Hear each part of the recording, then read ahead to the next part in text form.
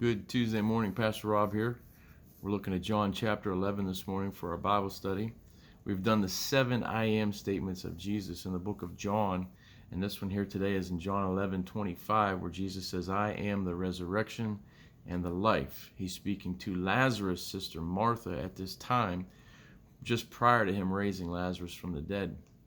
A couple of things I was looking at here to give us encouragement is that Jesus is not saying, I hope to be, or one day I will be, or I am also the resurrection and the life. He says, I am the resurrection and the life. He is set apart from all other gods and all other faiths, all other religions.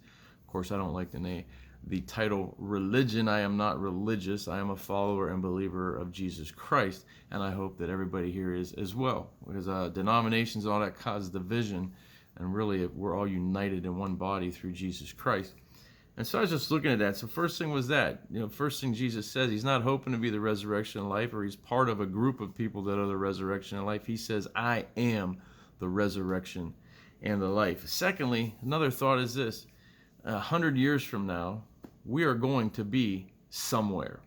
1,000 years from now, we are going to be somewhere. And that decision on where we are for all of eternity is ours. We either choose or don't choose to be in Jesus Christ. We either choose or not choose to believe that Jesus is the resurrection and the life. And in that case, 100 years from now, your body will die, but your spirit's going to live instantly somewhere forever, either with Christ in heaven in eternity in paradise, or the alternative, which would be in hell apart from Christ for eternity. That decision is ours, but it is a door that's available to anyone. But I really like this.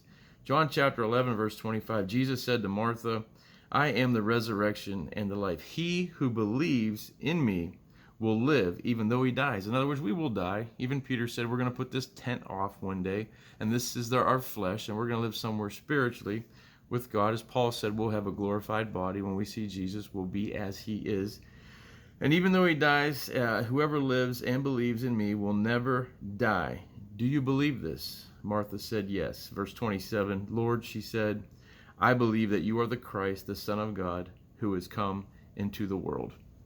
And I believe this story of Lazarus is very important. Not only did Jesus rise from the dead with many proofs, but he raised Lazarus from the dead 4 days after he was dead, just to show us that he meant what he said, that he was who he truly is. So the example was for us.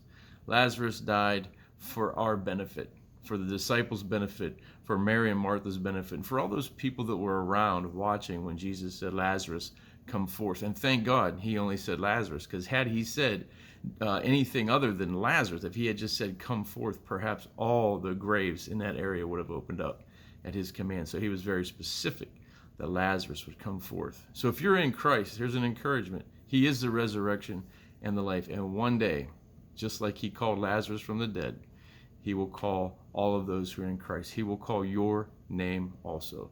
And we will rise up and we will be with him somewhere forever. So remember that.